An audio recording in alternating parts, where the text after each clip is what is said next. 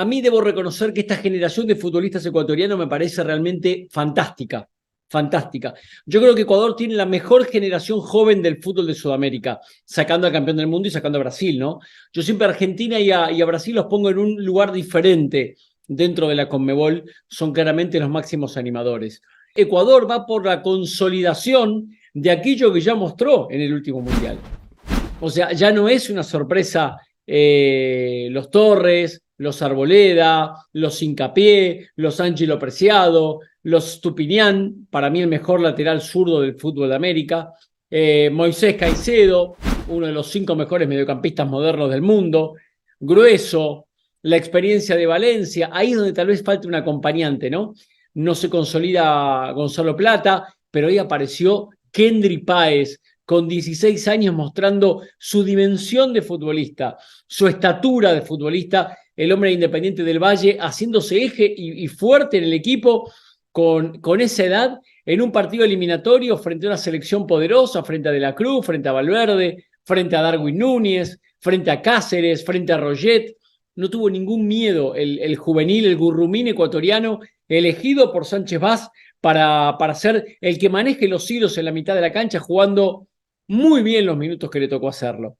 Insisto, para mí la generación ecuatoriana de jóvenes es muy, pero muy buena y va camino a consolidar, creo, hay que ver si luego esto se confirma, un Ecuador con presencia mundialista en forma ininterrumpida. Creo que esta generación llegó para escribir un capítulo importante. Más la presencia de los experimentados Valencia, capitán, figura, bandera, emblema, Galíndez, muy importante también, Mena, que ya no es un jovencito, pero tampoco es un viejo. Creo que tiene muy buen equipo y un muy buen plantel Ecuador para empezar a soñar. Recién hoy pagó su deuda Ecuador. Qué difícil arrancar el camino así, ¿no? Porque recién hoy quedó en 0.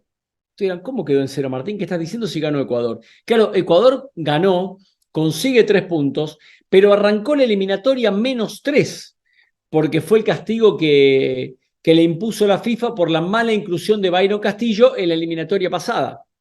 De modo tal que recién hoy empieza la eliminatoria para Ecuador. Y hoy, increíble e injustamente, por ejemplo, está igual que Bolivia. Aunque claro, el futuro de Ecuador es mucho más promisorio que el de Bolivia, porque Ecuador ganó uno y perdió otro, porque está a la altura de Argentina y de Uruguay, porque hace partidos parejos, porque tiene muy buenos jugadores, porque los tiene sobrevolando los altos equipos del mundo.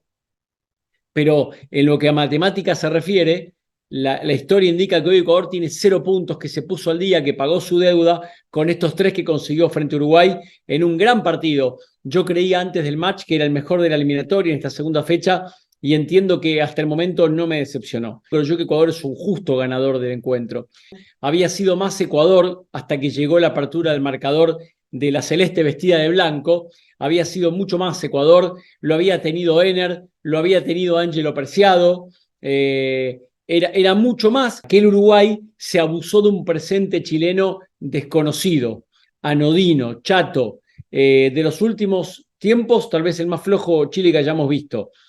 A ese mismo Uruguay hoy le tocó uno de los mejores Ecuador de la historia. Y ahí también un poco la explicación, ¿no? Que tal vez nos volvimos locos con lo que vimos de Uruguay el otro día, fue muy bueno, pero había que poner en contexto también lo que ofreció su rival. Hoy, en la altura de Quito y frente a un rival de un fuste mucho mayor que el Chile del otro día, Uruguay mostró que va a tener que seguir trabajando, que tiene todo el crédito con jugadores jóvenes, con un gran entrenador, que lo ganó bien Ecuador, que hubo un pueblo que acompañó en Quito a su seleccionado buscando en el Casablanca conseguirlo, los 3 puntos los consiguió, pero sobre todo las cosas buscaba recomponer lo que no pudo hacer en la Argentina, habiendo hecho un buen partido, que era conseguir alguna unidad. Los consiguió, insisto, creo yo con justicia, no le sobró tanto, pero jugó bien Ecuador y fue un poco más que Uruguay, que de alguna manera deja una imagen un poco más deshilachada, más desdibujada que la que vimos los otros días. El crédito para el equipo de Bielsa es infinito, es infinito. En el segundo tiempo fue más Ecuador, nuevamente fue más Ecuador. Pudo haber ampliado la cuenta cuando Nández le comete un penal clarito, indisimulable a Pervis Tupinián. Una vez más quiero decir que para mí es el mejor lateral izquierdo que tiene el fútbol de América, por encima de los argentinos, por encima de los brasileños, por encima de los uruguayos, por encima de todos, creo yo, Estupiñán, pasando un momento notable, el futbolista del Brighton de Inglaterra. Se mete en el área, amaga a ir para adentro, va para afuera, Nández le comete infracción y la ejecución recaía nada menos que en el capitán, en la figura. Era un hombre que viene de ejecutar muy bien sus penales, los tuvo con el Internacional de Porto Alegre, y fue a buscar la misma ejecución frente a su compañero Roget, porque esas paradojas del destino lo puso a Valencia contra Roget. Se conocen como pocos, ¿no? Se enfrentan todos los días, se ven las caras todos los días. Muchas de las prácticas de penales deben ser Valencia contra Roget, teniendo en cuenta que el Inter juega Copa Libertadores y se define por penales. Y fue a buscar la misma ejecución que tuvo contra Armani hace no muchos días y le dio tan buen resultado. Esperó hasta último momento que Roget se inclinara, se inclinó sobre su mano derecha, igual que el arquero de River, Franco Armani, abrió el pie derecho, Ener Valencia, buscó el palo de la mano zurda del uruguayo Roget, pero lo abrió demasiado el pie y la pelota se le fue mucho más allá de los 7.32. El remate desviado dejaba atónitos a todos los presentes allí en Quito y hacía cuesta arriba la tarea para Ecuador, porque es imposible soslayar un aspecto con el que Ecuador arrancó esta eliminatoria. Ecuador recién hoy se puso al día.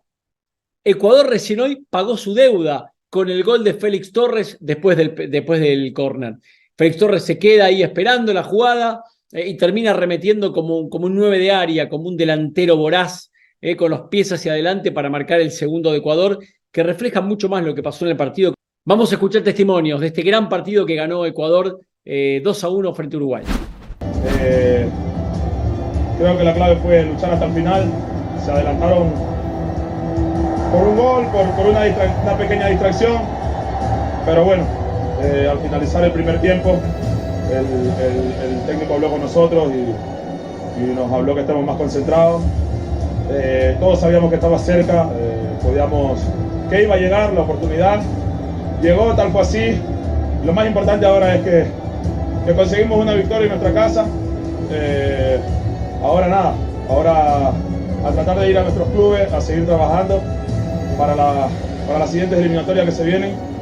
Agradecerle a la gente por el apoyo, decirle que bueno, que es la primera victoria, que estamos muy orgullosos por haber conseguido la primera victoria aquí en casa, pero al mismo tiempo pedir un poco de tranquilidad, porque al final sabemos que Uruguay vino a conseguir una victoria con Chile, pero bueno, vamos con paciencia, poco a poco, que esto es paso a paso, hemos conseguido una victoria, es lo importante. Muy contento, la verdad, muy feliz de poder sumar 2 goles más a mi carrera y poder aportar con la victoria para que nos podamos llevar los 3 puntos. Sí, creo que pues me tocó ahora marcar, estuvimos muy bien, creo también en defensa, haciendo nuestro trabajo y eso es lo que da también para marcar los goles, ¿no?